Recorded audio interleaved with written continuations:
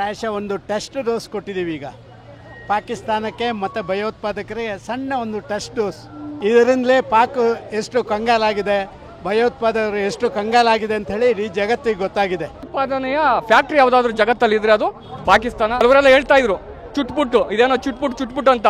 ಅವ್ರನ್ನ ನಾವು ನಾಯಕರು ಅಂತ ದೇವರಾಣೆ ಕರೆಯಕ್ಕಾಗಲ್ಲ. ಒಂದು ಚುಟ್ಪುಟ್ಟು ಯುದ್ಧಕ್ಕೆ 92,000 ಕೋಟಿ ನಷ್ಟ ಮಾಡಿದೀವಿ ಅಂತಂದ್ರೆ ನಮ್ಮ ಸೈನ್ಯದ ಶಕ್ತಿ ಏನು ಅಂತೇಳಿ ಇವತ್ತು ಸಾಬೀತಾಗಿದೆ. ಪ್ರಧಾನಮಂತ್ರಿ ನರೇಂದ್ರ ಮೋದಿ ಅವ್ರನ್ನ ಯಾವಾಗ ಬೇಕಾದ್ರೂ ಟೀಕೆ ಮಾಡಿ ಸರ್, ಸರ್ವ ಸ್ವತಂತ್ರ, ನೀವು ಪ್ರಜಾಪ್ರಭುತ್ವ ರಾಷ್ಟ್ರ ಇದೆ. ಆದ್ರೆ ನೀವು ಪಾಕಿಸ್ತಾನ ಮೆಚ್ಚಂತ ಹೇಳಿಕೆಗಳನ್ನ ಕೊಡಬೇಡಿ. ವಿರೋಧ ಪಕ್ಷದ ನಾಯಕರ ರೀತಿ ಮಾತಾಡ್ತಾ ಇಲ್ಲ, ಅವರು ಪಾಕಿಸ್ತಾನದ ವಕ್ತಾರರ ರೀತಿ ಮಾತನಾಡ್ತಾ ಇದ್ದಾರೆ, ಪಾಕಿಸ್ತಾನದ ವಕ್ತಾರರ ರೀತಿ ಪ್ರಶ್ನೆಗಳನ್ನ ಕೇಳ್ತಾ ಇದ್ದಾರೆ. ಇದನ್ನ ಬಿಡಬೇಕು. ಶ್ರೀ ನರೇಂದ್ರ ಮೋದಿ ಅವ್ರನ್ನು ಪ್ರಶ್ನೆ ಮಾಡ್ಲಿ, ಆದ್ರೆ ಸೈನ್ಯವನ್ನ ಪ್ರಶ್ನೆ ಮಾಡಬಾರ್ದು.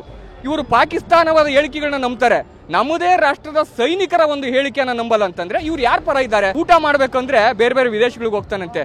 ನನಗೊಂದು ಅನುಮಾನ ಇದೆ, ವಿದೇಶಕ್ಕೆ ಹೋದವ್ ನೀವು ಅನ್ನ ಊಟ ಮಾಡ್ಕೊಂಡ್ ಬರ್ತಾ ಇದ್ದಾನ, ಇಲ್ಲ ಬೇರೆ ಏನಾದ್ರೂ ಊಟ ಮಾಡ್ಕೊಂಡ್ ಬರ್ತಾ ಇದ್ದಾನ ಗೊತ್ತಿಲ್ಲ. ಬೇರೆ ರಾಷ್ಟ್ರಕ್ಕೆ ನೀವು ಹೋಗಿ ಊಟ ಮಾಡ್ಕೊಂಬಂದ್ರೆ ಯೋಗ್ಯವಾದಂತ ಊಟವನ್ನೇ ಮಾಡ್ಕೊಂಬನ್ನಿ. ರಾಷ್ಟ್ರದ್ರೋಹದ ಹೇಳಿಕೆ ಕೊಡುವಂತ ಊಟವನ್ನ ದಯಮಾಡಿ ಮಾಡ್ಕೊಂಡ್ ಬರಬೇಡಿ. ಶಾಸಕರೇ, ನಿಮ್ಮ ಶಾಸಕರು ಇವತ್ತು ಮನೆ ಮನೆಗೂ ತಲುಪಿದಿರಿ. ಚುನಾವಣೆ ಬಂದೇ ಬರುತ್ತೆ, ಪ್ರಜಾಪ್ರಭುತ್ವ ರಾಷ್ಟ್ರ. ನಿಮ್ಮನ್ನ ತಿಪ್ಪೆ ಬಿಸಾಕಂತ ಕೆಲಸವನ್ನ ಇದೇ ನಾಡಿನ ಜನರು ಮಾಡ್ತಾರೆ ಖಂಡಿತವಾಗಿ. ನಮ್ಮ ದೇಶದ ಪ್ರಧಾನಮಂತ್ರಿ ಹೇಳಿದಂಗೆ ಗುಸ್ಗುಸ್ಗೆ ಮಾರಂಗೆ ಅಂತ ಹೇಳಿದ್ರು.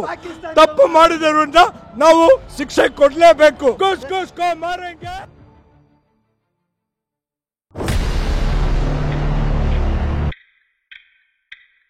ಮೊದಲನೇದಾಗಿ ಏನು ಆಪರೇಷನ್ ಸಿಂಧೂರ ಇವತ್ತು ನಮ್ಮ ರಾಷ್ಟ್ರದಲ್ಲಿ ನಡೆದಿದೆ, ನಮ್ಮ ವೀರ ಯೋಧರಿಗೆ ನನ್ನ ಒಂದು ಸಲಾಮನ್ನ ಈ ಮೂಲಕ ಹೇಳ್ತಾ ಇದ್ದೇನೆ. ಏನು ಆಪರೇಷನ್ ಸಿಂಧೂರ ಅನ್ನೋದು ಈ ದೇಶದ ಹೆಮ್ಮೆ. ಇವತ್ತಿಗೆ ಏನು ಯಾವ ಪಾಕಿಸ್ತಾನ ಪ್ರಾಯೋಜಿತ, ಇವತ್ತು ಪ್ರಾಯೋಜಿತ ಅಲ್ಲ, ನೇರವಾಗಿ ಗೊತ್ತಾಗಿದೆ ಇವತ್ತು ಪಾಕಿಸ್ತಾನನೇ ಭಯೋತ್ಪಾದಕರನ್ನ ಹುಟ್ಟಾಕ್ತಾ ಇದೆ. ಭಯೋತ್ಪಾದನೆಯ ಫ್ಯಾಕ್ಟ್ರಿ ಯಾವುದಾದ್ರೂ ಜಗತ್ತಲ್ಲಿ ಇದ್ರೆ ಅದು ಪಾಕಿಸ್ತಾನ. ಹಾಗಾಗಿ ಅವರ ಕೃಪಾ ಕಟಾಕ್ಷದಿಂದ ಏನು ನಮ್ಮ ದೇಶದೊಳಗಡೆ ಬಂದು ಇವತ್ತು 26 ಜನ ನಮ್ಮ ದೇಶದ ನಾಗರಿಕರನ್ನ ಸಾಯಿಸಿದ್ರು. ಹೌದು, ಅದಕ್ಕೋಸ್ಕರನೇ ಸಿಂಧೂರ ಅಂತೇಳಿ ನಮ್ಮ ಹೆಮ್ಮೆಯ ಪ್ರಧಾನಮಂತ್ರಿಗಳಾದ ಸನ್ಮಾನ್ಯ ಶ್ರೀ ನರೇಂದ್ರ ಮೋದಿ ಅವರು ಏನು ನಮ್ಮ ಮಾತೆಯರ ಸಿಂಧೂರವನ್ನು ಅಳಿಸುವಂತಹ ಒಂದು ರಾಕ್ಷಸಿ ಕೃತ್ಯಕ್ಕೆ ಇವತ್ತು ಭಯೋತ್ಪಾದಕರು ಹಿಡಿದಿದ್ರು. ಆ ರಾಕ್ಷಸಿ ಕೃತ್ಯಕ್ಕೆ ತಕ್ಕನಾದಂತಹ ಒಂದು ಹೆಸರನ್ನ ಕೊಟ್ಟು ಆಪರೇಷನ್ ಸಿಂಧೂರ್ ಅಂತ ಹೆಸರು ಕೊಟ್ಟು ಇವತ್ತು ಒಂದು ಬಹುದೊಡ್ಡ ಕಾರ್ಯಾಚರಣೆ. ಕೆಲವು ರಾಜಕೀಯ ನಾಯಕರುಗಳು ಅವ್ರನ್ನ ನಾವು ನಾಯಕರು ಅಂತ ದೇವರಾಣೆ ಕರೆಯಕ್ಕಾಗಲ್ಲ, ಚಿಟ್ಪುಟ್ ಯುದ್ಧ ಅಂತ ಹೇಳ್ತಾ ಇದ್ರು. ನಿನ್ನೆ ವಿಶ್ವವಿಖ್ಯಾತ ಸಮೀಕ್ಷೆಗಳು ಬಂದಿದೆ, ಕೆಲವೊಂದು ಸಂಸ್ಥೆಗಳು ನಡೆಸಿರೋಂಥ ಸಮೀಕ್ಷೆಗಳು ಬಂದಿದೆ. ಆ ಸಮೀಕ್ಷೆಯಲ್ಲಿ ಪಾಕಿಸ್ತಾನದ ಕರೆನ್ಸಿ 92,000 ಕೋಟಿ ಪಾಕಿಸ್ತಾನಕ್ಕೆ ನಷ್ಟ ಆಗಿದೆ ಅಂತೇಳಿ. ಒಂದು ಚುಟ್ಪುಟ್ ಯುದ್ಧಕ್ಕೆ 92,000 ಕೋಟಿ ನಷ್ಟ ಮಾಡಿದೀವಿ ಅಂತಂದ್ರೆ ನಮ್ಮ ಸೈನ್ಯದ ಶಕ್ತಿ ಏನು ಅಂತೇಳಿ ಇವತ್ತು ಸಾಬೀತಾಗಿದೆ. ಇವತ್ತು 4 F-16 ಅಮೆರಿಕಾದ ಏನು F-16 ಅತ್ಯಾಧುನಿಕ ಯುದ್ಧ ವಿಮಾನಗಳು 4 ಹೋಗಿದೆ ಅಂತ ಹೇಳಿದೆ. ಚೈನಾದ ಡಿಫೆನ್ಸ್ ಸಿಸ್ಟಮ್ 2 ಹೋಗಿದೆ. ಎಷ್ಟು ಏರ್ ಬೇಸ್ಗಳು ಇವತ್ತು ನಾಶ ಆಗಿದೆ. ಈ ಚುಟ್ಪುಟ್ ಯುದ್ಧದಲ್ಲೇ ನಾವು 92,000 ಕೋಟಿ ನಷ್ಟವನ್ನ ಪಾಕಿಸ್ತಾನಕ್ಕೆ ಮಾಡಿದ್ದೇವೆ. ಹಾಗೆ ತಕ್ಕನಾದಂತಹ ಒಂದು ಪ್ರತ್ಯುತ್ತರವನ್ನ ಹಿಂದೆಂದು 1971 ನಂತರ ಇಷ್ಟು ದೊಡ್ಡ ಮಟ್ಟದ ಕಾರ್ಯಾಚರಣೆಯನ್ನ ನಮ್ಮ ಸೈನ್ಯ ನಡೆಸಿರಲಿಲ್ಲ. ನಾವು ಭಾರತ ಗೊತ್ತಿದೆ, ಇವತ್ತು ಜಗತ್ತು ಶಾಂತವಾಗಿರ್ಬೇಕು ಅಂತೇಳಿ ಭಾರತ ಬಯಸುತ್ತೆ. ಆದರೆ ನಮಗೆ ಭಗವದ್ಗೀತೆನೂ ಗೊತ್ತು, ಯಾವಾಗ ನಾವು ಯುದ್ಧ ಮಾಡಬೇಕು ಅನ್ನೋದು ನಮಗೆ ಭಗವದ್ಗೀತೆ ನಮ್ಗೆ ಹೇಳ್ಕೊಟ್ಟಿದೆ. ಇವತ್ತು ಅತ್ಯಂತ ಪ್ರಾಮಾಣಿಕ ನಾಗರಿಕರ ಮೇಲೆ ಇವತ್ತು ಹತ್ಯಾಕಾಂಡವನ್ನು ನಡೆಸಿದ್ರು. ಅದಕ್ಕೆ ಪ್ರತಿರೋಧವಾಗಿ ನಮ್ಮ ಸೈನ್ಯ, ನಮ್ಮ ಸರ್ಕಾರ ಇವತ್ತು ದೃಢವಾದ ಒಂದು ನಿರ್ಧಾರ ಮಾಡಿ ಸೈನ್ಯಕ್ಕೆ ಪೂರ್ಣವಾದಂತಹ ಬೆಂಬಲ ಕೊಟ್ಟಿದ್ದು. ಬಹುಮುಖ್ಯವಾಗಿ ಯಾವತ್ತೇ ಆಗಲಿ ಇವತ್ತು ಏನೇ ಆಪರೇಷನ್ ಸಿಂಧೂರ ಸಕ್ಸಸ್ ಆಗಲಿಕ್ಕೆ ಬಹುಮುಖ್ಯವಾದ ಕಾರಣ ಏನು ಅಂತಂದ್ರೆ ಸೈನ್ಯಕ್ಕೆ ಎಲ್ಲ ರೀತಿಯನ್ನ ಶಕ್ತಿಯನ್ನ ತುಂಬಿದ್ದು, ಮುಕ್ತವಾದಂತಹ ಸ್ವಾತಂತ್ರ್ಯ ಕೊಟ್ಟಿದ್ದು. ಹಂಗಾಗಿ ನಮ್ಮ ಸೈನಿಕರು ಇವತ್ತು ಜಗತ್ತಲ್ಲಿ 4ನೇ ಸ್ಥಾನದಲ್ಲಿದೆ. ನಮ್ಮ ಸೇನೆ ಎಲ್ಲಿ ಬೇಕಾದ್ರೂ ಇವತ್ತು ನುಗ್ಗಿ ಹೋಗಿ ಹೊಡಿತೀವಿ, ನಮ್ಮ ತಂಟೆಗೆ ಬರಬೇಡಿ ಅನ್ನೋ ಒಂದು ಸ್ಪಷ್ಟವಾದ ಸಂದೇಶವನ್ನ ನಾವು ಕೊಟ್ಟಿದ್ದೇವೆ. ಆದರೆ ಸರ್, ಇವಾಗ ರಾಜಕೀಯ ಒಂದು ಲಾಭಕ್ಕಾಗಿ ಕೆಲವರು ಸೇನೆಯನ್ನು ಪ್ರಶ್ನೆ ಮಾಡ್ತಾರೆ, ನರೇಂದ್ರ ಮೋದಿ ಅವರನ್ನ ಪ್ರಶ್ನೆ ಮಾಡೋ ಬದಲು ಸೇನೆಯನ್ನು ಪ್ರಶ್ನೆ ಮಾಡ್ತಾರೆ. ಸರ್, ಯಾರು ಕೂಡ ರಾಜಕಾರಣದಲ್ಲಿ ಪ್ರಶ್ನಾತೀತರಲ್ಲ. ಸನ್ಮಾನ್ಯ ಶ್ರೀ ನರೇಂದ್ರ ಮೋದಿ ಅವ್ರನ್ನು ಪ್ರಶ್ನೆ ಮಾಡಲಿ, ಆದ್ರೆ ಸೈನ್ಯವನ್ನ ಪ್ರಶ್ನೆ ಮಾಡಬಾರ್ದು. ಇವರು ಪಾಕಿಸ್ತಾನವಾದ ಹೇಳಿಕೆಗಳನ್ನ ನಂಬ್ತಾರೆ, ನಮ್ಮದೇ ರಾಷ್ಟ್ರದ ಸೈನಿಕರ ಒಂದು ಹೇಳಿಕೆಯನ್ನ ನಂಬಲ್ಲ ಅಂತಂದ್ರೆ ಇವ್ರು ಯಾರ ಪರ ಇದ್ದಾರೆ? ಒಂದು ಯೋಚನೆ ಮಾಡಿ. ನಮ್ಮದೇ ರಾಜ್ಯದ ಒಬ್ಬ ಬೇಜವಾಬ್ದಾರಿ ರಾಜಕಾರಣಿ, ಆತನ ಇಂಟರ್ವ್ಯೂನ ನಾನು ನೋಡಿದ್ದೇನೆ. ಅಂತ ನಾನು ಏಕವಚನದಲ್ಲೇ ಬಳಸ್ತೇನೆ. ಯಾಕೆ ಅಂತಂದ್ರೆ ಆತ ಎಲ್ಲ ರೀತಿಯ ಒಂದು ಅರ್ಹತೆಯನ್ನು ಕಳ್ಕೊಬಿಟ್ಟಿದ್ದಾನೆ. ಅವನು ಊಟ ಮಾಡ್ಬೇಕಂದ್ರೆ ಬೇರೆ ಬೇರೆ ವಿದೇಶಗಳಿಗೆ ಹೋಗ್ತಾನಂತೆ. ನನಗೊಂದು ಅನುಮಾನ ಇದೆ, ವಿದೇಶಕ್ಕೆ ಹೋದವ್ ನೀವು ಅನ್ನ ಊಟ ಮಾಡ್ಕೊಂಡ್ ಬರ್ತಾ ಇದ್ದಾನ, ಇಲ್ಲ ಬೇರೆ ಏನಾದ್ರೂ ಊಟ ಮಾಡ್ಕೊಂಡ್ ಬರ್ತಾ ಇದ್ದಾನ ಗೊತ್ತಿಲ್ಲ. ಹಾಗಾಗಿ ದಯವಿಟ್ಟು ಬೇರೆ ರಾಷ್ಟ್ರಕ್ಕೆ ನೀವು ಹೋಗಿ ಊಟ ಮಾಡ್ಕೊಂಬಂದ್ರೆ ಯೋಗ್ಯವಾದಂತ ಊಟವನ್ನೇ ಮಾಡ್ಕೊಂಬನ್ನಿ. ರಾಷ್ಟ್ರದ್ರೋಹದ ಹೇಳಿಕೆ ಕೊಡುವಂತ ಊಟವನ್ನ ದಯಮಾಡಿ ಮಾಡ್ಕೊಂಡ್ ಬರಬೇಡಿ. ಶಾಸಕರೇ, ನಿಮ್ಮ ಶಾಸಕರು ಇವತ್ತು ಮನೆ ಮನೆಗೂ ತಲುಪಿದಿರಿ. ಒಳ್ಳೆ ರೀತಿಯಿಂದ ತಲುಪಿಲ್ಲ ಶಾಸಕರು, ಬಹಳ ಕೆಟ್ಟ ರೀತಿಯಲ್ಲಿ ತಲುಪಿದಿರಿ. ಮುಂದೆ ಯಾವಾಗಲೂ ಚುನಾವಣೆ ಬಂದೇ ಬರುತ್ತೆ, ಪ್ರಜಾಪ್ರಭುತ್ವ ರಾಷ್ಟ್ರ. ನಿಮ್ಮನ್ನ ತಿಪ್ಪೆ ಬಿಸಾಕಂತ ಕೆಲಸವನ್ನ ಇದೇ ನಾಡಿನ ಜನರು ಮಾಡ್ತಾರೆ ಖಂಡಿತವಾಗಿ. ಪಾಕಿಸ್ತಾನ ಒಂದು ಪ್ರಶ್ನೆ ಕೇಳಿದ್ರೆ ಓಕೆ ನಡೀತದೆ, ಅದು ಆ ಪ್ರಶ್ನೆಯನ್ನು ರಾಹುಲ್ ಗಾಂಧಿ ಅವರು ಕೇಳ್ತಾ ಇದ್ದಾರೆ, ನಮ್ಮ ಸೇನೆ ಎಷ್ಟು ವಿಮಾನವನ್ನು ಕಳ್ಕೊಂಡಿದೆ ಅಂತ ಹೇಳಿ. ಏನು ಹೇಳ್ತೀವಿ ಸರ್? ರಾಹುಲ್ ಗಾಂಧಿ ಅವ್ರ ಬಗ್ಗೆ ನಮಗೊಂದು ಸ್ವಲ್ಪ ಅನುಕಂಪ ಇದೆ. ಅವರು ಯಾಕೆ ಆ ರೀತಿ ಮಾತಾಡ್ತಾ ಇದ್ದಾರೆ ಗೊತ್ತಿಲ್ಲ. ಅವರು ವಿರೋಧ ಪಕ್ಷದ ನಾಯಕರ ರೀತಿ ಮಾತಾಡ್ತಾ ಇಲ್ಲ, ಅವರು ಪಾಕಿಸ್ತಾನದ ವಕ್ತಾರರ ರೀತಿ ಮಾತನಾಡ್ತಾ ಇದ್ದಾರೆ. ಪಾಕಿಸ್ತಾನದ ವಕ್ತಾರರ ರೀತಿ ಪ್ರಶ್ನೆಗಳನ್ನ ಕೇಳ್ತಾ ಇದ್ದಾರೆ. ಇದನ್ನು ಬಿಡಬೇಕು ರಾಹುಲ್ ಗಾಂಧಿ ಅವರು ಆದಷ್ಟು ಬೇಗನೆ. ನಿಮ್ಗೇನು ಇನ್ನೂ ತೀರಾ ಚಿಕ್ಕವರಲ್ಲ, ನೀವು ಆದಷ್ಟು ಪ್ರಬುದ್ಧತೆಯನ್ನು ಬಳಸ್ಕೊಳ್ಳಿ. ಒಂದು ರಾಷ್ಟ್ರೀಯ ಪಕ್ಷದ ಒಂದು ಅತ್ಯಂತ ಇತಿಹಾಸ ಇರೋಂಥ ಒಂದು ರಾಷ್ಟ್ರೀಯ ಪಕ್ಷದ ನಾಯಕರಿದ್ದೀರಿ ನೀವು. ನಿಮ್ಮದೇ ಆದ ಒಂದು ಕುಟುಂಬ 16 ವರ್ಷಗಳನ್ನ ಆಡಳಿತ ಮಾಡಿರೋ ಒಂದು ಕುಟುಂಬದಿಂದ ಬಂದಿದ್ದೀರಿ. ಈಗಲಾದರೂ ಪ್ರಬುದ್ಧತೆಯನ್ನು ಬೆಳೆಸ್ಕೊಳ್ಳಿ. ಇವತ್ತು ಕೇಂದ್ರದಲ್ಲಿ ಏನು ಒಂದು ಅಧಿಕಾರವನ್ನು ನಡೆಸ್ತಾ ಇದೆ ಒಂದು ಕೇಂದ್ರ ಸರ್ಕಾರ ಪ್ರಬಲವಾಗಿ, ಅವ್ರಿಗೊಂದು ಪ್ರಬಲವಾದಂಥ ವಿರೋಧ ಪಕ್ಷ ಕೂಡ ಬೇಕು ಈ ರಾಷ್ಟ್ರಕ್ಕೆ. ಆ ಕೆಲಸವನ್ನು ನೀವು ಮಾಡಬೇಕಾಗಿದೆ.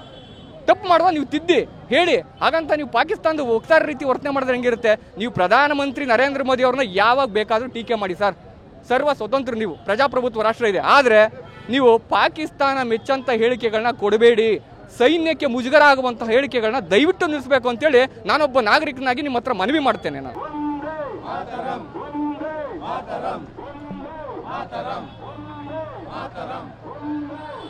ಪ್ರಾಯಶಃ ಒಂದು ಟೆಸ್ಟ್ ಡೋಸ್ ಕೊಟ್ಟಿದ್ದೀವಿ ಈಗ ಪಾಕಿಸ್ತಾನಕ್ಕೆ ಮತ್ತು ಭಯೋತ್ಪಾದಕರಿಗೆ. ಸಣ್ಣ ಒಂದು ಟೆಸ್ಟ್ ಡೋಸ್, ಪೆನ್ಸಿಲ್ ಇಂಜೆಕ್ಷನ್ ತಗೊಳ್ಳಿಕ್ಕೆ ಮೊದಲು ಒಂದು ಟೆಸ್ಟ್ ಡೋಸ್ ಕೊಡ್ತಾರೆ. ಹಾಗೆ ಒಂದು ಸಣ್ಣ ಟೆಸ್ಟ್ ಡೋಸ್. ಇದರಿಂದಲೇ ಪಾಕ್ ಎಷ್ಟು ಕಂಗಾಲಾಗಿದೆ, ಭಯೋತ್ಪಾದಕರು ಎಷ್ಟು ಕಂಗಾಲಾಗಿದೆ ಅಂಥೇಳಿ ಇಡೀ ಜಗತ್ತಿಗೆ ಗೊತ್ತಾಗಿದೆ. ಇಡೀ ಜಗತ್ತಿನ ಎಲ್ಲ ರಾಷ್ಟ್ರಗಳು ಮೆಚ್ಚುವಂಥ ರೀತಿಯಲ್ಲಿ ಈ ಆಪರೇಷನ್ ಸಿಂಧೂರ್ ಕಾರ್ಯಕ್ರಮ ನಡೆದಿದೆ. ವಿಶೇಷವಾಗಿ ನಮ್ಮ ಗಡಿಯಲ್ಲಿ, ನಮ್ಮ ನೆಲದಲ್ಲಿರುವಂಥ ಭಯೋತ್ಪಾದಕರ ನಿಗ್ರಹದಲ್ಲ, ಪಾಕಿಸ್ತಾನದ ಅವರ ಸೇನಾ ಶಿಬಿರಗಳಿಗೆ ನುಗ್ಗಿ, ಅವರ ವಾಯುನೆಲೆಗಳಿಗೆ ನುಗ್ಗಿ ಮೊನ್ನೆ ಮಾಡಿದಂಥ ಕಾರ್ಯಾಚರಣೆ ಇದೆಯಲ್ಲ, ಭಯೋತ್ಪಾದಕರನ್ನು ಬಿಟ್ಟು ಬಿಡಬೇಕು ಅಂತ ಹೇಳುವಂಥ ಸಂದೇಶವನ್ನು ಕೊಟ್ಟಿದೆ ಅಂತ ನಾನು ಭಾವಿಸ್ತೀನಿ. ಆದರೆ ನಮ್ಮಲ್ಲಿ ಕೆಲವರು ಸೇನೆಯನ್ನು ಪ್ರಶ್ನೆ ಮಾಡ್ತಾ ಇದ್ದಾರೆ ಸರ್, ಆಪರೇಷನ್ ಸಿಂಧೂರ ಮಾಡಬಾರ್ದಿತ್ತು ಸರ್. ನಾನು ಊರಿನಲ್ಲಿ ಹುಚ್ಚರಿರ್ತಾರೆ, ಏನೋ ಕೆಟ್ಟದೇ ಮಾತಾಡುವವರು ಇರ್ತಾರೆ, ಇವರಿಗೆ ನಾವು ಏನು ಹೇಳೋಕ್ಕಿಲ್ಲ, ಜನನೇ ಉತ್ತರ ಕೊಡ್ತಾರೆ. ನೀವು ಹೆಬ್ಬಾಳದಲ್ಲಿ ಬರೀ ಮೊನ್ನೆ ಒಂದು ದಿನದ ಕರೆಯಲ್ಲಿ ಇವತ್ತು ಸೇರಿದಂಥ ಜನ ನೋಡಿದರೆ, ಜನ ದೇಶಭಕ್ತಿಯ ಬಗ್ಗೆ, ಸಿಂಧೂರದ ಬಗ್ಗೆ ಮತ್ತು ವಿಶೇಷವಾಗಿ ನರೇಂದ್ರ ಮೋದಿಯವರು ತಗೊಳ್ಳುವಂಥ ಆ ಬೇರೆ ಬೇರೆ ಭಯೋತ್ಪಾದನೆಯ ವಿರೋಧವಾದಂಥ ಕಾರ್ಯಾಚರಣೆಯ ಬಗ್ಗೆ ಹೇಗೆ ಅವರಿಗೆ ಜನಾಶೀರ್ವಾದ ಮಾಡ್ತಾರೆ ಅಂತ ಹೇಳೋದಕ್ಕೆ ಇದೇ ಒಂದು ಉದಾಹರಣೆ ಅಂತ ನಾನು ಭಾವಿಸ್ತೇನೆ. ರಾಜಕೀಯ ಒಂದು ಲಾಭಕ್ಕಾಗಿ ಕೆಲವರು ನರೇಂದ್ರ ಮೋದಿ ಅವರನ್ನು ಪ್ರಶ್ನೆ ಮಾಡೋ ಬದಲು ಭಾರತೀಯ ಸೇನೆಯನ್ನು ಪ್ರಶ್ನೆ ಮಾಡ್ತಾ ಇದ್ದಾರೆ. ನೋಡಿ, ನಾನು ಹೇಳಿದೆ, ಹುಚ್ಚುತನಕ್ಕೂ ಒಂದು ಪರಮಾವಧಿ ಇದೆ.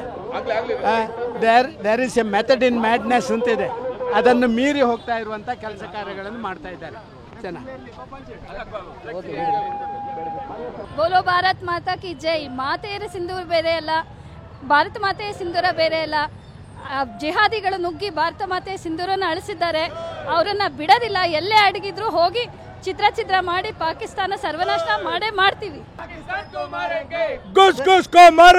ಆಪರೇಷನ್ ಸಿಂಧೂರದ ಬಗ್ಗೆ ಏನು ಹೇಳ್ತೀರಿ ಸರ್? ಜಯ ನಮ್ಮ ಭಾರತ ದೇಶದ ಜಯ. ಭಾರತ ದೇಶದ ಸೈನಿಕರು ಬಹಳ ಚೆನ್ನಾಗಿ ಹೋರಾಡಿದ್ದಾರೆ, ಅವರಿಗೆ ನಮ್ಮ ಧನ್ಯವಾದಗಳು. ಜೈ ಬೋಲೋ ಭಾರತ್ ಮಾತಾ ಕಿ. ಆಪರೇಷನ್ ಸಿಂಧೂರದ ಬಗ್ಗೆ ಕೆಲವರು ನೆಗೆಟಿವ್ ಹೇಳ್ತಾರೆ, ತಾವೇನು ಹೇಳ್ತೀರಿ ಸರ್? ಜೈ ಅರ್ಥ ಮಾಡ್ಕೊಳ್ದೇ ಇರೋರು ನೆಗೆಟಿವ್ ಆಗಿ ಮಾತಾಡ್ತಾರೆ. ಆದರೆ ನಮ್ಮ ದೇಶದ ಪ್ರಧಾನಮಂತ್ರಿ ಹೇಳಿದಂಗೆ ಗುಸ್ಗುಸ್ಗೆ ಮಾರಂಗೆ ಅಂತ ಹೇಳಿದ್ರು. ತಪ್ಪು ಮಾಡಿದರಿಂದ ನಾವು ಶಿಕ್ಷೆ ಕೊಡಲೇಬೇಕು, ಅದು ನಮ್ಮ ಧರ್ಮ. ನಮ್ಮ ಧರ್ಮವನ್ನು ನಾವು ಮಾಡ್ತಾ ಇದ್ದೀವಿ. ಸೈನಿಕರನ್ನೇ ಪ್ರಶ್ನೆ ಮಾಡುವಂತ ಕೆಲಸ ನಡೀತಾ ಇದೆ ಸರ್, ಏನ್ ಹೇಳ್ತಿರ್ತಾರೆ? ಜೆ ಅಜ್ಞಾನ, ಅವರಿಗೆ ಬುದ್ಧಿ ಇಲ್ಲ. ಜೆ ಅವ್ರ ದೇಶ ದ್ರೋಹಿಗಳು, ದೇಶ ಭಕ್ತರಾಗಿ ಇರಬೇಕು. ನಮಗೆ ದೇಶಭಕ್ತಿ ಅನ್ನೋದು ಬೇಕು, ಅದು ಇದ್ರೇನೆ ದೇಶ ಉದ್ಧಾರ ಆಗೋದು. ಅವರು ನಮ್ಮ ಜೊತೆ ಸೇರ್ಕೋಬೇಕು, ದೇಶಭಕ್ತಿ ಮಾಡಬೇಕು, ದೇಶಕ್ಕಾಗಿ ಕೆಲಸ ಮಾಡಬೇಕು ಎಲ್ಲರೂ ಒಟ್ಟಿಗೆ. ನಮಗೆ ಬೇಕಾಗಿರೋದು ಐಕ್ಯ. ಈಗ ಟಿವಿ ವಿಕ್ರಮ, ದೇಶ ನಿಮ್ಮ ಕೈಯಲ್ಲಿ. ಈ ಕಾರ್ಯಕ್ರಮ ನಿಮಗೆ ಇಷ್ಟ ಆಗಿದ್ದಲ್ಲಿ ಲೈಕ್, ಶೇರ್ ಹಾಗೂ ಕಮೆಂಟ್ ಮಾಡಿ. ಟಿವಿ ವಿಕ್ರಮದ ಕಾರ್ಯಕ್ರಮಗಳನ್ನು ನಿರಂತರವಾಗಿ ವೀಕ್ಷಿಸಲು ಸಬ್ಸ್ಕ್ರೈಬ್ ಮಾಡಿ, ಬೆಲ್ ಐಕನ್ ಒತ್ತಿ.